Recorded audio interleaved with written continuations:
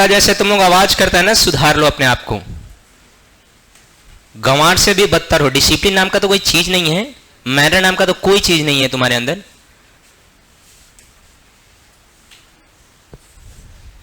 दो मिनट गायब क्या हुए, नौटंकी मचा कर रख देता है, जैसे पीएचडी कर रहा हो, बहुत बहुत भारी डिस्कशन चल रहा है।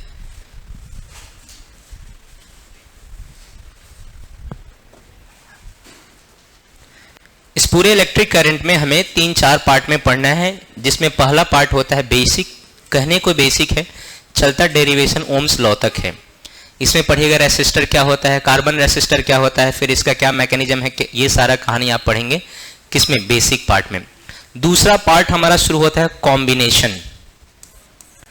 दूसरा पार्ट हमारा शुरू होता है कॉम्बिनेशन में। इसमें दो तरह का कॉम्बिनेशन पढ़ते हैं हम लोग, एक पढ़ते हैं रेसिस्टर का और दूसरा पढ़ते हैं सेल का। इसमें सेल का भी कॉम्बिनेशन पढ़ेंगे। जैसे 10th क्लास में हमने पढ़ा था रेसिस्टर का सीरीज कॉम्बिनेशन, पैरेलल कॉम्बिनेशन, तो हमने वहां पर रेसिस्टेंस या रेसिस्टर के लिए पढ़ा था। और हम लोग यहाँ रेसिस्टेंस या रेसिस्टर के अलावे भी पढ़ेंगे किसके लिए, सेल के लिए। किसके लिए, सेल में भी पैरेलल कॉम्बिनेशन होगा, सीरीज कॉम्बिनेशन होगा, मिक्स कॉम्बिनेशन होगा सेल में भी। तो सेल का भी कॉम्बिनेशन पढ़ना है और रेसिस्टर का भी कॉम्बिनेशन पढ़ना है। फिर आता है सर्किट थ्योरी। सर्किट में दो तरह का होता है, एक होता है सिंपल सर्किट, सर्किट थ्योरी आएगा। इसमें एक होता है सिंपल थ्योरी, सिंपल सर्किट, और एक होता है कॉम्प्लेक्स सर्किट। तो जो सिंपल सर्किट है वही हमारे सिलेबस में है, जो कंपाउंड या कॉम्प्लेक्स है वो हमारे सिलेबस में नहीं है, लेकिन तब भी हम लोग देखते हैं। और लास्ट में होता है हमारा डिवाइसेस। इस चैप्टर में डिवाइस में भी पढ़ना है, 3 डिवाइस पढ़ना है आपको।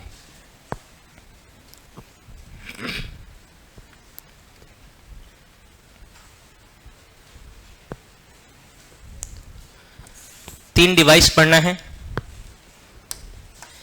एक पढ़ना है आपको मीटर ब्रिज,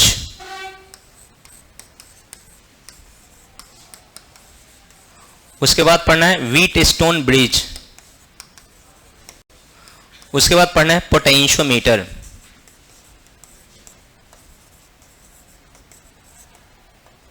इस तरह से आपकी कहानी इस पूरे चैप्टर की चलेगी। पहला पार्ट है बेसिक, जिसमें डेफिनेशन से लेके टाइप तक हम लोग चलेंगे, पढ़ेंगे। बेसिक लेवल के क्वेश्चंस भी आते हैं जो बोर्ड में भी पूछे जाते हैं। उसके बाद जो हमारा टफनेस स्टार्ट होगा, अच्छा एक बेसिक मतलब 1-2 दिन नहीं चलेगा, इसमें भी ओम्स लॉ आपने पढ़ा होगा, V इक्वल टू कहाँ से आया, तो क्लास 10th में आप पढ़ते हो इसका वेरिफिकेशन पढ़ते हो।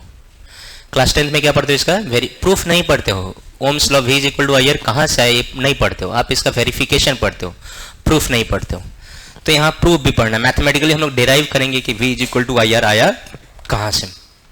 उसके बाद हम लोग पढ़ेंगे कॉम्बिनेशन, उसके बाद सर्किट थ्योरी। सबसे इसमें टफ जो माना जाता है वो सर्किट थ्योरी है, जिसमें सिंपल सर्किट आपको पढ़ना है, टफ जो कॉम्प्लेक्स सर्किट है नहीं पढ़ना है, लेकिन तब भी आपको आना चाहिए सॉल्व करने।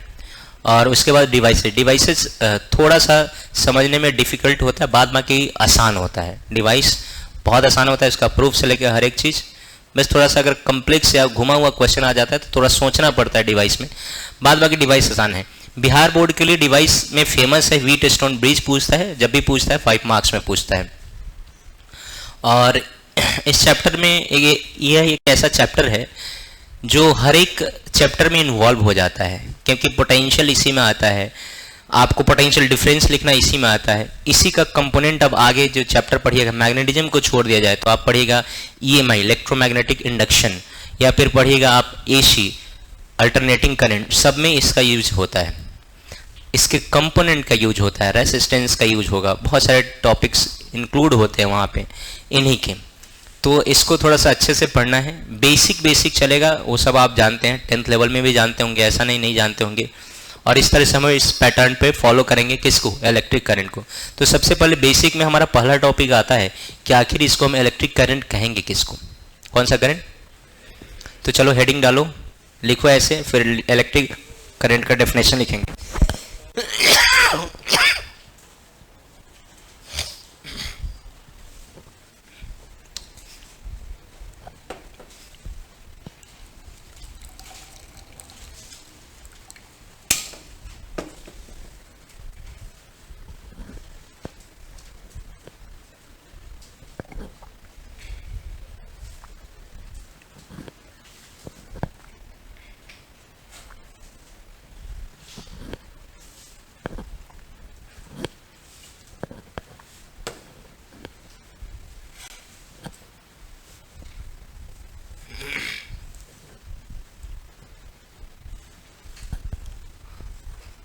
हो गया?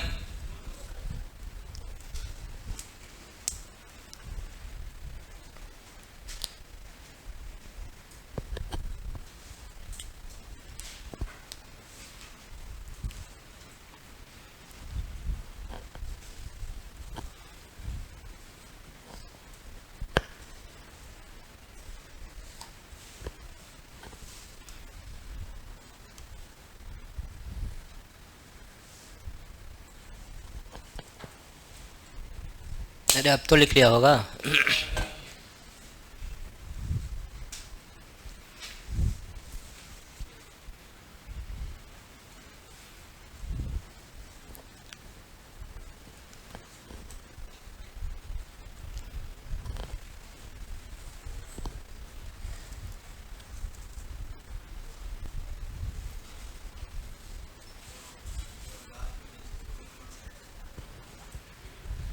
Potentiometer, POTENTIOMETRE, potentiometer.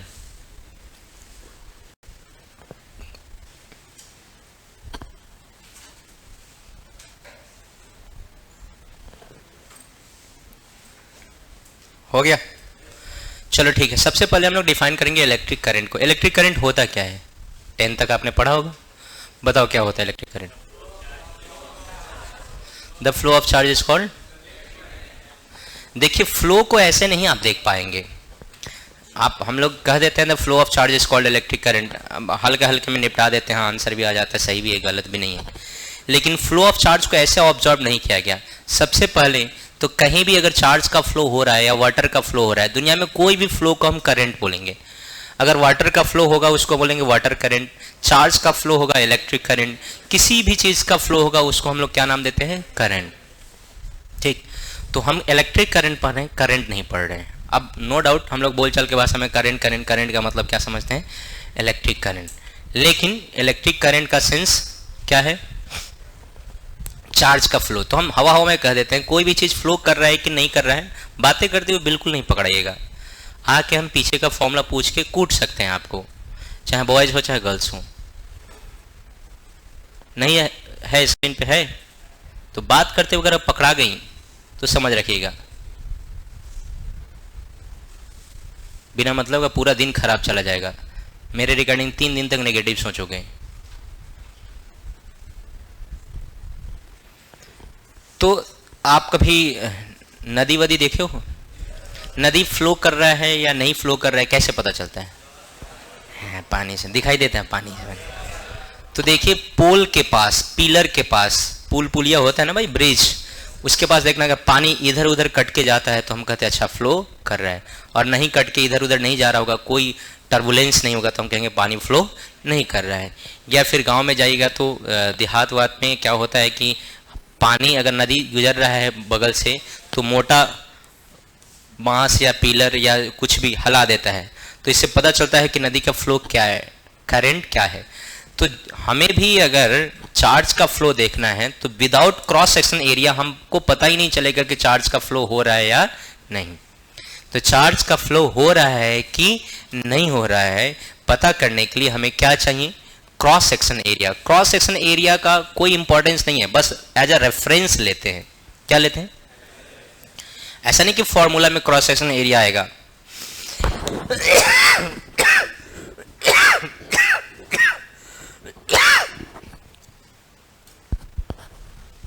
फॉर्मूला में क्रॉस सेक्शन एरिया नहीं आता है, फिर भी जब डिफाइन करेंगे तो क्रॉस सेक्शन एरिया बताना पड़ेगा, क्योंकि रेफरेंस हमें कैसे पता चलेगा कि लेफ्ट जा रहा है कि राइट जा रहा है, कैसे पता चलेगा? तो कोई तो रेफरेंस चाहिए, और हम कोऑर्डिनेट नहीं कर सकते हैं क्योंकि हमें कोऑर्डिनेट से थोड़ी पास करेगा किसी पर्टिकुलर पॉइंट से। तो पूरा का पूरा क्रॉस सेक्शन एरिया पता होना चाहिए, तभी हम जाके कह सकते हैं कि करंट चार्ज का फ्लो हो रहा है या नहीं। और आप जो डेफिनेशन देते हैं कभी कभी, तो आप लोग तो थोड़ा सटीक भी दिए हो, बच्चा लोग कहते हैं कि flow of electron is called. तो इलेक्ट्रॉन का ही फ्लो नहीं होता है, हो सकता है आयन का फ्लो हो। जैसे हम लोग सेल यूज करते हैं, इन्वर्टर का सेल, बैटरी जो यूज होता है उसमें एसिड होता है, और एसिड का आयन फ्लो करता है तब करंट जनरेट होता है, करंट प्रोड्यूस होता है। तो हम लोग ना आयन कहेंगे ना इलेक्ट्रॉन कहेंगे, हम लोग कहेंगे कंबाइंडली इसको चार्ज कैरियर। क्या कहेंगे? और वो भी स्पेसिफिक डायरेक्शन में। कौन से डायरेक्शन में? कुछ पर्टिकुलर डायरेक्शन होगा, उस डायरेक्शन में अगर चार्ज का फ्लो होगा तभी होगा, अदरवाइज नहीं होगा, अदरवाइज नहीं हो सकता। तो इस बात का ख्याल रखेंगे कि हम लोग डिफाइन तो कर रहे हैं इलेक्ट्रिक करंट को, flow of electric charge is called electric current नहीं कहेंगे। क्या कहेंगे? The time rate of change of, the time rate of flow of charge career, क्या क्या, इन particular direction through particular cross section area. Particular direction भी चाहिए और particular cross section area भी चाहिए, और इसके फ्लो के रेट को, इसके फ्लो के क्या कहें? रेट को। और वो भी कैसा रेट? रेट मतलब होता है डिवाइड करके, कैसा रेट? टाइम रेट की कुछ और, टाइम रेट। तभी तो आप करंट, आप जूनियर सेक्शन में करंट पढ़े होगे delta Q by delta T, या फिर ऐसे पढ़ा होगा क्यू बाई टी, यस और नो। तो डिवाइड करके हम लोग क्या पता करते हैं? रेट। और किससे डिवाइड कर रहे हैं? टाइम से। तो क्या होगा? टाइम रेट की कुछ और, टाइम रेट। लेकिन पर्टिकुलर डायरेक्शन होना चाहिए, स्पेसिफिक क्रॉस सेक्शन एरिया होना चाहिए। कहीं भी हम 2 इलेक्ट्रॉन उठा के फेंक देंगे तो हमारा चार्ज का फ्लो मेंटेन नहीं हो जाएगा और करंट नहीं कहलाएगा। पर्टिकुलर डायरेक्शन होना चाहिए और स्पेसिफिक क्रॉस सेक्शन एरिया होना चाहिए, तभी हम परफेक्ट डिफाइन कर सकते हैं, इसको परफेक्ट तरीका से डिफाइन कर सकते हैं, अदरवाइज नहीं कर पाएंगे। क्लियर है इतनी बात? तो फटाफट लिखिए तो डेफिनेशन इलेक्ट्रिक करंट का लिखिए। Electric current is defined as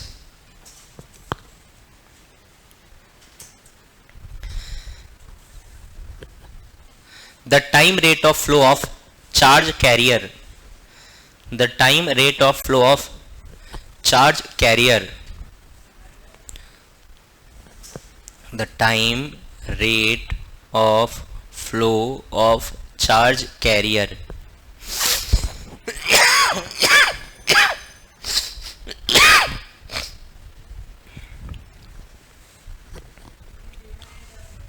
अरे यार, बगल वाला से पूछो क्या लिखा है? It is defined as the time rate of flow of charge carrier through specific cross section area, through specific cross section area, through specific cross section area in particular direction, in particular direction, in particular direction। अब बताओ current कौन सा quantity है? Vector के scalar? Vector है कि scalar है?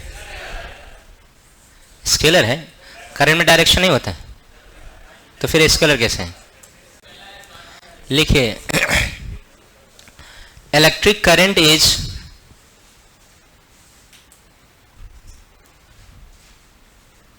Tensor quantity, TENSOR,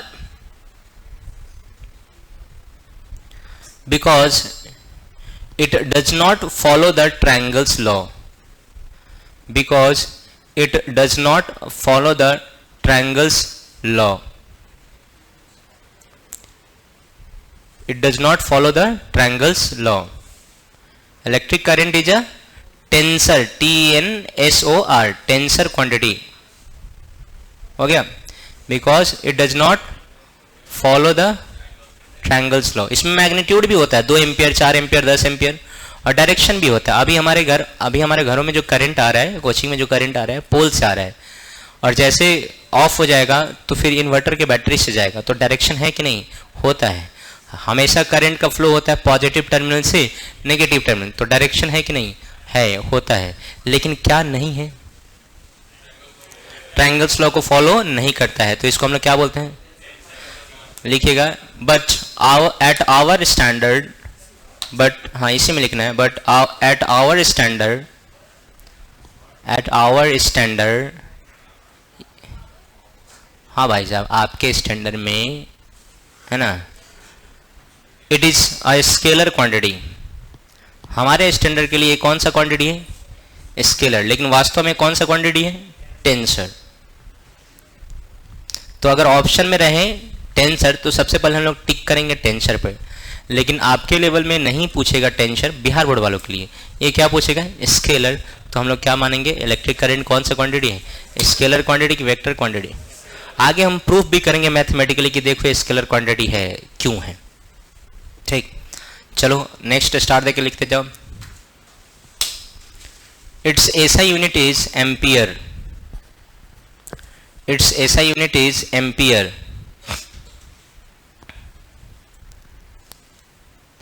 it's SI unit is ampere.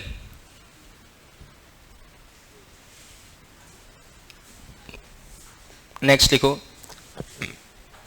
It's CGS unit is Biot, its CGS unit is Biot. Board पर लिखा हुआ है, its CGS unit is Biot. Biot एक साइंटिस्ट का नाम है, उन्हीं के नाम पर सीजीएस यूनिट क्या रखा गया है, बायोट। नेक्स्ट लिखो, it is a fundamental physical quantity, it is a fundamental physical quantity. Fundamental physical quantity. Total fundamental physical quantity कितने होते हैं, उसमें से एक कौन है, इलेक्ट्रिक करंट। देखो इट्स डायमेंशन इज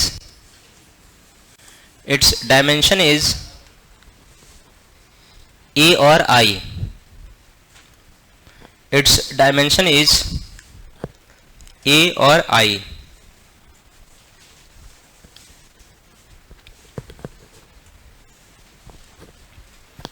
हो गया, चलो मोटा मोटी चीजें हो गई। अब हम लोग आएंगे इसके टाइप पे। क्या लगता है करंट कितने तरह का होना चाहिए, कौन कौन, एसी एंड यस और नो, बिल्कुल नहीं। दो बेसिस पे बांटा जाता है, एक टाइम इंटरवल के बेसिस पे, टाइम इंटरवल के बेसिस पे। अगर हम लोग टाइम इंटरवल के बेसिस पे बांटें तो कहलाएगा एवरेज एंड इंस्टेंटेनियस। क्या कहलाएगा, average current and instantaneous current. ठीक सर, एवरेज और इंस्टेंटेनियस क्या मतलब सर, समझे नहीं। देखो डीसी में जो करंट आता है वो एवरेज करंट आता है, क्या आता है, और एसी में जो करंट आता है ना वो इंस्टेंटेनियस होता है, किसी पर्टिकुलर इंस्टेंट पे। एसी अगर कभी देखे होंगे आप तो किसी पर्टिकुलर इंस्टेंट पे जीरो भी हो सकता है, बढ़ भी सकता है, मिनिमम हो सकता है, मैक्सिमम हो सकता है। तो जिसका वैल्यू बढ़ता घटता है ना उसका हम एवरेज निकालते हैं। हम उसका एवरेज नहीं निकालते हैं जिसका वैल्यू क्या हो, कांस्टेंट हो, फिक्स हो। अरे होता है। तो देखो वैसे एवरेज का मतलब होता है कि अगर लॉन्ग टाइम इंटरवल में देखा जाएगा तो हम लोग क्या बोलेंगे उसको, एवरेज। अब पूछा जाएगा चलो ऑन एन एवरेज बताओ एक साल में कितना दिन पढ़ते हो, तो कहोगे सर ऑन एवरेज मानिए 200 डेज, यस और नो, या 250 डेज। लेकिन अब मैं पूछूं कि बताओ पर डे कितना पड़ता है, या फिर बहुत शॉर्ट टाइम इंटरवल कर दूं कि बताओ अगर तुमसे पूछूं कि एक सेकंड में तुम कितना वर्ड याद कर लेते हो, तो कहोगे एक सेकंड में सर मुश्किल से एक होगा। अगर हमारा फोटोग्राफिक मेमोरी होगा तो, टफ होगा तो याद नहीं होगा, इजी होगा जो देख के याद किया जा सकता है तो याद हो जाएगा। तो कम टाइम इंटरवल में जो डिफाइन होता है उसको बोलते हैं इंस्टेंटेनियस। क्या, इस करंट का हो सकता है किसी इंस्टेंट में वैल्यू मैक्सिमम हो, किसी इंस्टेंट में ये वाला वैल्यू हो, किसी इंस्टेंट में जीरो हो, किसी इंस्टेंट में नेगेटिव हो। तो हर एक इंस्टेंट में इसका वैल्यू अलग अलग है। लेकिन जब हम एवरेज की बात करेंगे तो लॉन्ग टाइम इंटरवल में देखेंगे। कौन से टाइम इंटरवल में, लॉन्ग। तो अभी तक जो टेंथ में जो फॉर्मूला आप पढ़ते आ रहे हैं ना, ये खिड़की वाला रे चट्टा ज्यादा दांत दिखाएगा, बोर्ड पर देखता है कि नहीं रे, आ जाए हम सब भाषण मारना तुम दोनों का निकाल लेंगे। तुम येलो टी शर्ट आ गया तो समझ रखना दिन खराब कर देंगे तुम्हारा। पढ़ा रहे हैं, ओवर स्मार्ट बन रहा है। अगर मैं बात करूं कि ठीक है सर एवरेज और इंस्टेंटेनियस लॉन्ग टाइम इंटरवल में, तो sir average, short time interval में तो इंस्टेंटेनियस। इंस्टेंटेनियस जब भी हम लोग डिफाइन कर पाते हैं तो मेजरली हम लोग किस में डिफाइन करते हैं, एसी में। और एवरेज डिफाइन करने की जरूरत नहीं होती, डीसी का जो होता है वो एवरेज ही हो जाता है। और एवरेज और इंस्टेंटेनियस दोनों एसी में डिफाइन होता है, किसमें, और अभी तक जो हम पढ़ते आ रहे हैं वो क्या पढ़ते आ रहे हैं? एवरेज। इंस्टेंटेनियस आपने देखा नहीं था 10th तक। 10th में ना करंट पढ़े हो, उसके बाद 12th में पढ़े हो, तो 12th में इंस्टेंटेनियस भी देखेंगे। अब देखो, अगर हम डायरेक्शन के बेसिस पे बांटें, किसके बेसिस पे? डायरेक्शन। तो डायरेक्शन के बेसिस पे जिसका डायरेक्शन बदलते रहता है उसको हम लोग बोलते हैं अल्टरनेटिंग करंट। शॉर्ट में क्या बोलते हैं? एसी। क्या लिखते हैं शॉर्ट में? AC, alternating current. ये इसका डायरेक्शन अल्टरनेट वे में बदलते रहता है, पॉजिटिव नेगेटिव, और एक पॉजिटिव नेगेटिव भी बीच में क्या आता है? जीरो। तो इसको हम लोग क्या नाम देते हैं? Alternating current. और जिसका पोलैरिटी हमेशा फिक्स रहता है, डायरेक्शन बदलता नहीं है, उसको हम लोग क्या नाम देते हैं? DC, direct current. या प्लस रहेगा तो हमेशा प्लस रहेगा, माइनस रहेगा तो हमेशा। इसलिए आपके जितने भी एसी सोर्स हैं उसमें किसी भी टर्मिनल पे प्लस माइनस नहीं लिखा रहता है। और तुमको जान के हैरानी होगी कि क्या सर आप भी पढ़ा रहे हैं, डायरेक्शन बदलता है, प्लस से माइनस और माइनस से। तो आप बताइए, तो अगर एक प्लस से माइनस होगा, ये प्लस है और क्या होगा? माइनस, तो इसके बीच में जीरो आएगा कि नहीं आएगा? तो जीरो कहाँ दिख रहा है? दिख रहा है तुमको जीरो? लाइट जीरो दिख रहा है? लगातार जल रहा है कि कहीं प्लस माइनस भी हो रहा है? अपना अपना मोबाइल खोल के अगर जूम करके देखोगे तो तुम्हें नजर आएगा। उसका फ्रीक्वेंसी होता है 50 हर्ट्ज। कितना? एक सेकंड में 50 बार जलता और बुझता है। और तुम्हारी आंखें विजुअलाइज, लेकिन तुम्हारा कैमरा कर सकता है। घर पे जाना, मोबाइल निकालना और ऐसे कैमरा पर जूम करके देखना लाइट को। अभी भी देख सकते हो, अगर तुम्हारे सामने मरकरी है, देखो तुम्हें दिखाई देगा कि थोड़ा बहुत जलते बुझते हुए, तुम्हें दिखाई देगा थोड़ा बहुत जलते बुझते हुए। जूम करो तब पता चलेगा।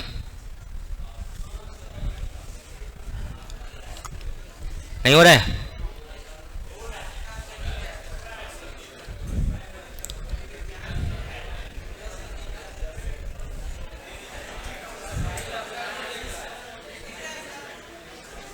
नहीं हो रहा है? हो रहा होगा, नहीं होने का कोई सवाल नहीं है। इसीलिए तो कैमरा में डिफाइन होता है फ्रेम रेट। कैमरा में क्या डिफाइन होता है?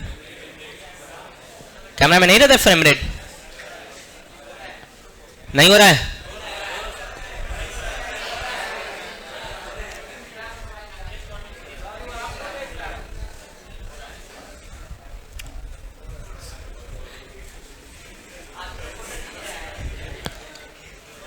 सुनो, है हो गया टाइम पास। घर पे जाना, मजे से आपके घर में ट्यूबलाइट होगा या एलईडी बल्ब कुछ भी होगा, बस उसको जूम करके देखना, आपको समझ में आएगा जलते बुझते। लेकिन एकदम से स्विच ऑफ स्विच ऑन नहीं नजर आएगा, क्योंकि उसका फ्रेम रेट इतना है। आपके कैमरा का भी फ्रेम रेट उतना है, उसका फ्रेम रेट कितना होना चाहिए? 50 हर्ट्ज। एक सेकंड में 50 बार चेंज हो रहा है, तो तुम्हारा कैमरा एक सेकंड में 50 बार फ्रेम रेट लाएगा, तभी नहीं क्या होगा? बोलो, देख पाओगे? यस और नो? उसके साथ स्विच ऑन स्विच ऑफ होगा। फ्रेम रेट जैसे आप रिड्यूस करोगे, कम करोगे, तो तुमको अब जलते बुझते एकदम दिखेगा, नहीं देखने का कोई सवाल ही नहीं है। और ये जो पर्टिकुलर कैमरा यूज होता है उसमें भी जब रिकॉर्डिंग होता है तो सेटिंग होता है, फ्रेम रेट पर्टिकुलर सेट करना होता है। अभी 50 हर्ट्ज पे है, अगर इसको 60 हर्ट्ज पे वीडियो अगर रिकॉर्ड करें तो तुम्हें जलते बुझते थोड़ा बहुत फ्लक्चुएट करते हुए दिखेगा। और कभी कभी हो जाता है, आप देखे होंगे, कभी कभी वीडियो आपको मिला होगा तो जलते बुझते भी दिखेगा। तो उसको हम लोग क्या नाम देते हैं? डायरेक्ट करंट की अल्टरनेटिंग करंट। अल्टरनेटिंग करंट, तो ये किस करंट का एग्जांपल है? अल्टरनेटिंग करंट का। और डायरेक्ट करंट में या तो प्लस पोलैरिटी होगा तो हमेशा प्लस रहेगा, या फिर माइनस पोलैरिटी रहेगा तो हमेशा क्या रहेगा? माइनस। और इस तरह से हम लोग डिफाइन किए किसको? करंट को। और भी वेरियस टाइप का होता है, लेकिन पर्टिकुलर हमें दो ही पढ़ना है। फटाक से लिखिए टाइप्स ऑफ करंट लिख के, और फिर हम लोग देखेंगे एवरेज करंट को और इंस्टेंटेनियस करंट को।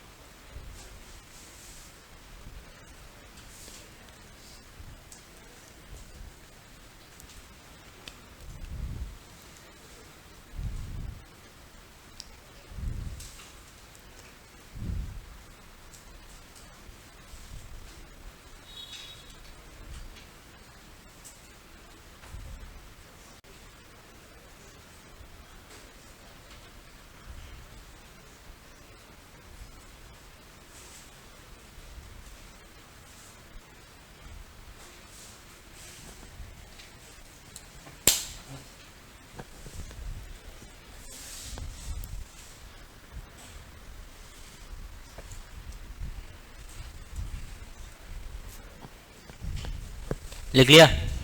चलो हेडिंग डालो एवरेज करेंट।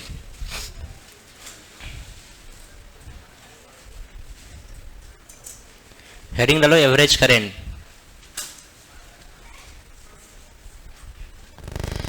देखिए, it is defined for large time interval. It is defined for large time interval. It is defined for large time interval. हो गया? It is defined for large time interval and definition remains same, and definition remains same, and definition remains same। Definition में कोई changing नहीं है। अब ध्यान से देखो, हम एवरेज करंट को आई ए वी या फिर आई इन साइन, इस तरह का जो साइन होता है इन साइन होता है, उससे हम लोग क्या करेंगे, डिनोट करेंगे। ध्यान से देखो, जनरली हम लोग एवरेज करंट ही निकालते हैं। एवरेज करंट का 2-3 फॉर्मेट है लिखने का। कहीं सिंपल लिखा जाएगा Q बाई टी, या कहीं लिखा जाएगा delta Q by delta T. इसको हम ऐसे भी लिख सकते हैं Q2 minus Q1 upon T2 minus T1। और फाइनली हमारा फॉर्मूला, एक और फॉर्मूला लिख सकते हैं। क्या बोला आपने? बोलो। Q बाई टी, अरे लिखा है ना भाई शुरू में।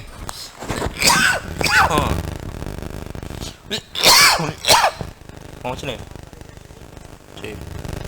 ये हुए लिए बस डेटा सेम लिए, डेटा बद पीछे वाला डेटा रीडिंग अलग करके।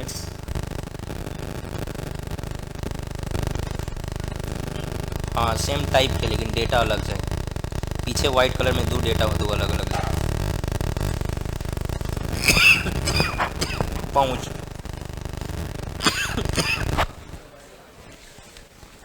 बोलो। फर्स्ट चैप्टर का क्वांटाइजेशन का फॉर्मूला Q इज इक्वल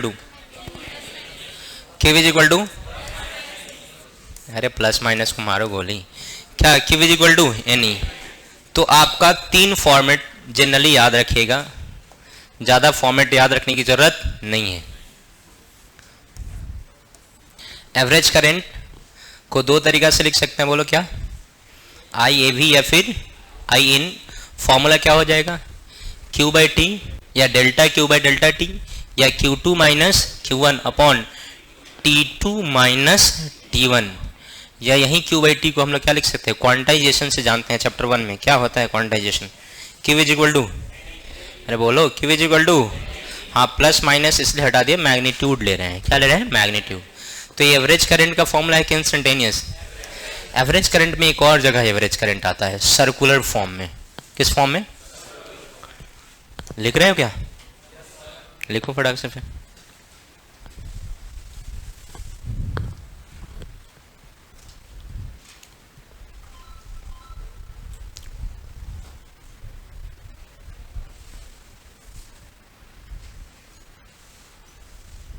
लिख लिया?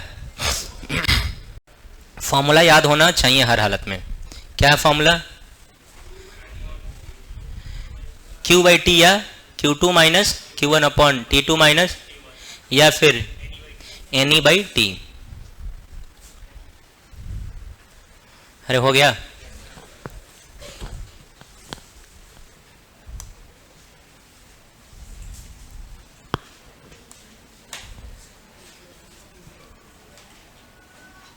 चेंज कर दूं?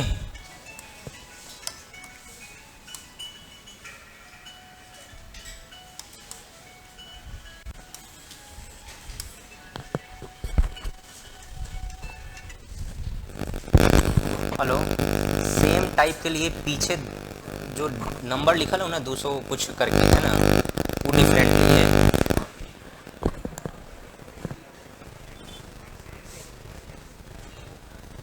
ठीक है, पूछो आई कहिए कि 2 महीना पहले जो ले गल बड़ी ओकरा माथा पर फेंकम, गारंटी कितना दिन के बाद वो माथा पर फेंक ओकरा जाके कि होता है ये नहीं है, इसमें ना आवाज़ आता ना कुछ, ना क्लैरिटी है ना कुछ है। वो पहले खरीद ओकरा बाद 2 महीना माथा पर जाके ओकरा फेंकता, कहीं बना के दीजिए तो खरीद क्या होता है? ऑनलाइन पैसा हो भेज लियो हम।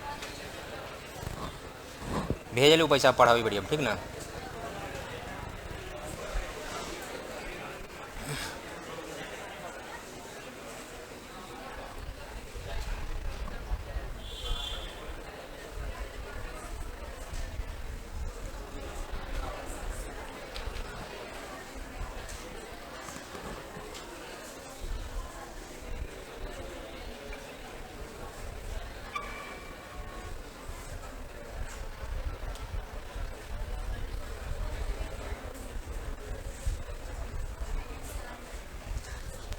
बोलो, अगर कोई सर्कुलर पाथ पे मूव कर रहा है, अरे अगर कोई चार्ज पार्टिकल सर्कुलर पाथ पे मूव कर रहा है, चार्ज कितना है हमारा Q, और ये रेडियस कितना है A, और ये कितना R है, चलो, और ये कितना वेलोसिटी से मूव कर रहा है V, तो क्या इसमें एवरेज करंट होगा कि इंस्टेंटेनियस?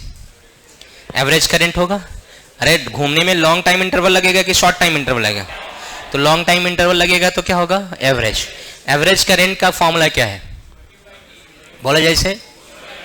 तो जब हम करंट एवरेज की बात करेंगे तो लिखेंगे Q/T, लेकिन यहाँ T थोड़ा स्पेशल हो जाएगा। एक चक्कर लगाते हैं तो उसको टाइम पीरियड बोलते हैं। क्या बोलते हैं? तो हमारा पहला फॉर्मूला निकला Q/T। चलो दूसरा फॉर्मूला भी निकालेंगे। बताओ, तुमने जूनियर सेक्शन में पढ़ा है 1 टाइम पीरियड क्या होता है? अरे 1 टाइम पीरियड क्या होता है? 1 टाइम पीरियड क्या होता है? नहीं पढ़ा है? चलिए, तो अब एक बात बताइए, क्या दूसरा फॉर्मूला भी निकल गया हमारा? I average is equal to Q into F. क्या तीसरा फॉर्मूला पे चला जाए? अच्छा एक चीज बताओ, तुम टाइम कैसे निकालते हो? डिस्टेंस अपॉन टाइम कैसे निकालते हो? Distance upon time.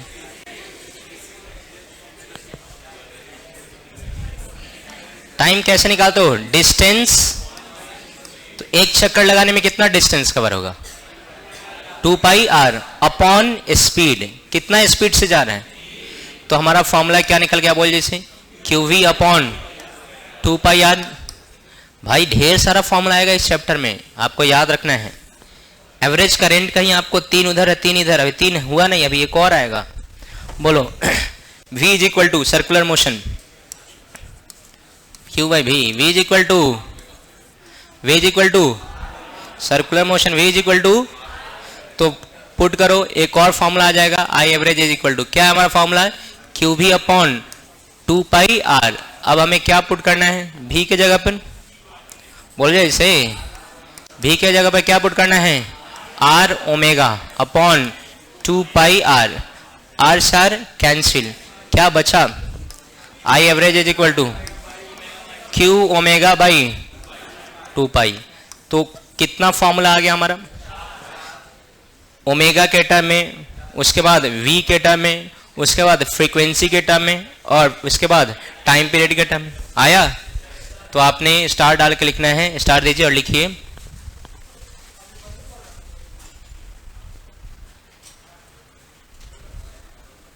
हाँ ये है, बोल है, करो।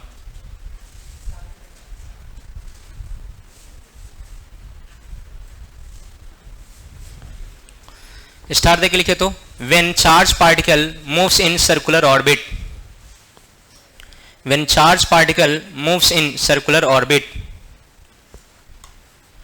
When charge particle moves in circular orbit,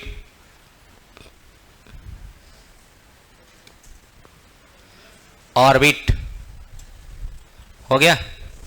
चलो डायग्राम सामने है, फॉर्मूला लिखते जाना है। फॉर्मूला कैसे कैसे आया? सिंपल है, आप जानते हैं, बस एवरेज के फॉर्मूला पे ही हमने वैल्यू पुट करते और फिर आपका फॉर्मूला आपके सामने।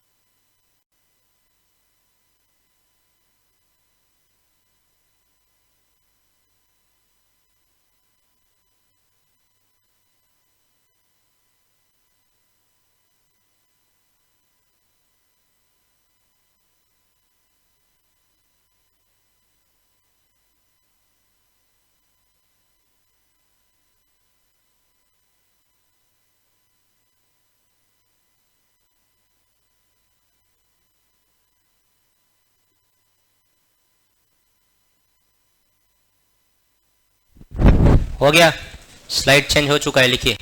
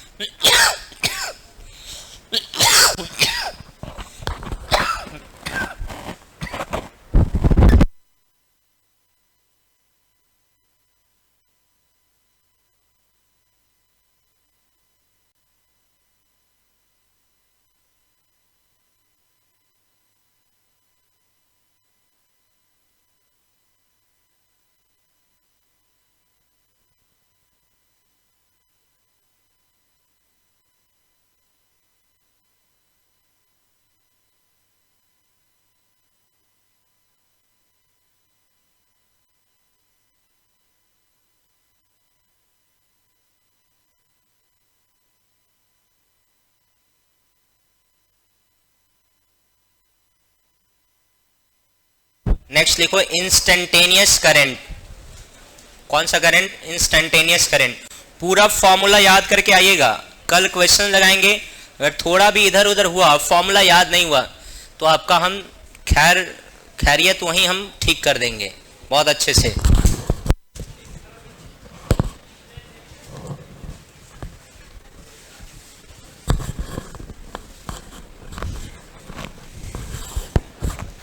कौन सा करंट? लिखो तो। It is defined for very short time interval. It is defined for very short time interval. It is defined for very short time interval.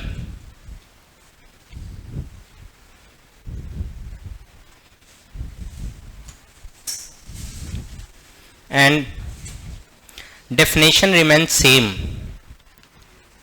and definition remains same, and definition remains same। हो गया? चलो ध्यान से देखो। हाँ हाँ, थोड़ा देर रुक, कभी 10 मिनट क्लास नहीं बेड़ी, 5 मिनट ओकरा बाद बतिया रुको ही नहीं। ठीक, बोलो। I is equal to short time interval में, छोटा सा टाइम इंटरवल में छोटा सा चार्ज का फ्लो होगा कि बड़ा सा? और पूरे फिजिक्स में कहीं भी वेरी स्मॉल चीजों को लेना होता है तो इसको हम लोग डी से डिनोट करते हैं। किससे? Very small time dt, very small x dx, very small mass dm, very small charge, very small electric field, very small potential difference. तो कहीं भी वेरी स्मॉल जिसको बोलते हैं इनफाइनटेंसिमल, इनफाइनाइटली स्मॉल। क्या बोलते हैं इसको? इनफाइनटेंसिमल, इनफाइनाइटली स्मॉल। तो ये हमारा डिमांड सेम है, चार्ज अपॉन टाइम अभी भी है, ये रेशियो है, रेट है, अभी भी वही है। बस चार्ज के बदले हमारा क्या हो गया? स्मॉल चार्ज, और टाइम के बदले क्या होगा? Small time. आई का फॉर्मूला क्या निकल गया? dq by dt। Any doubt? ये बताता है स्लोप ऑफ, एक ग्राफ से अगर हम रिलेट करेंगे तो slope of charge time graph. क्या क्या? Charge time graph. अगर हमें ग्राफ खींचते हैं, इस पे चार्ज हो और इस पे क्या हो? टाइम। तो इसका जो, अगर इस पे चार्ज है और इस पे क्या है? टाइम है, अगर इसका जो स्लोप होगा ये वाला थीटा, और इसका जो टेन थीटा होगा वही हमारा क्या होगा? करंट या इलेक्ट्रिक करंट। तो याद रखना है कि इलेक्ट्रिक करंट एक और चीज होता है, किसका? स्लोप, चार्ज का। वाह, स्लोप किसका? चार्ज टाइम ग्राफ का, चार्ज का नहीं होता है, ग्राफ का। तो कौन से ग्राफ का? चार्ज टाइम ग्राफ का जो स्लोप होगा वही क्या बताएगा? बोलो। तो यहां से देख क्या समझ में आ रहा है कि सर इसका क्वेश्चन अगर लगाएंगे तो डिफरेंशिएशन आना चाहिए। क्या आना चाहिए? तुमको नहीं भी आता है ना तो वन शॉट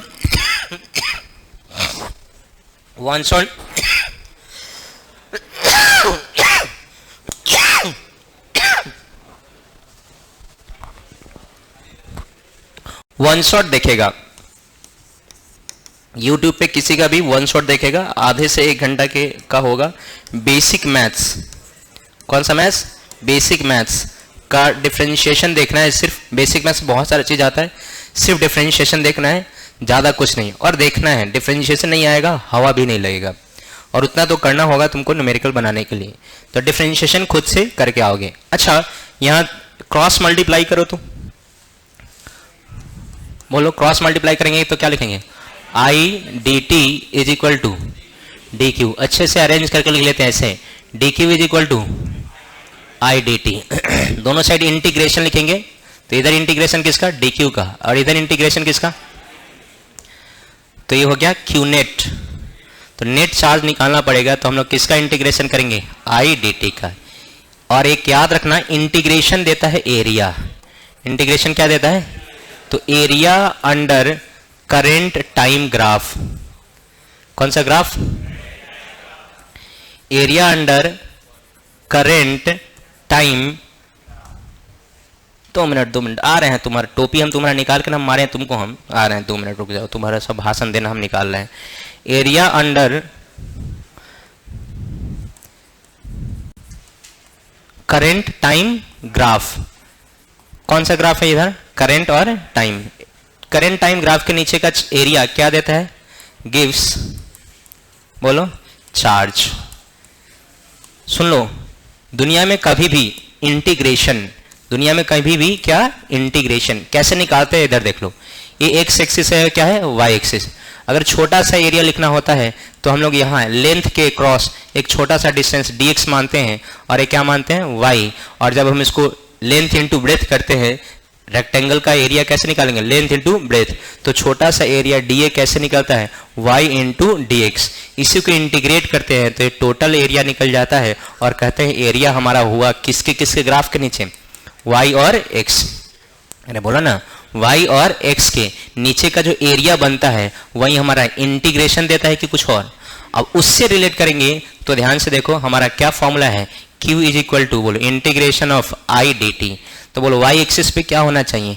i, और x एक्सिस पे क्या होना चाहिए? टाइम। तो यही आपको बताया गया है कि area under current time graph gives charge. LHS में क्या है? नेट चार्ज है, और RHS में क्या है? इंटीग्रेशन है। किसका किसका इंटीग्रेशन है? I और T का। तो I और T का इंटीग्रेशन है, इट मीन्स ये एरिया देगा कि कुछ और? तो बहुत सारा ऐसा क्वेश्चन आएगा जिसमें सिर्फ और सिर्फ एरिया होगा, और तुमको कुछ नहीं करना है, ट्रायंगल के फॉर्म में होगा, रेक्टेंगल के फॉर्म में, बस मल्टीप्लाई डिवाइड करके निकाल देना है, कहानी खत्म। अरे हाँ या ना? क्या लिखा आपने? Area under what? Area under current time graph क्या देता है? क्या देता है? चार्ज। बातें क्लियर है? तो आज की थ्योरी यहीं में रहने देते हैं, लिखिए, फिर हम लोग कल क्वेश्चंस करेंगे। पूरा थ्योरी आपको याद होना चाहिए।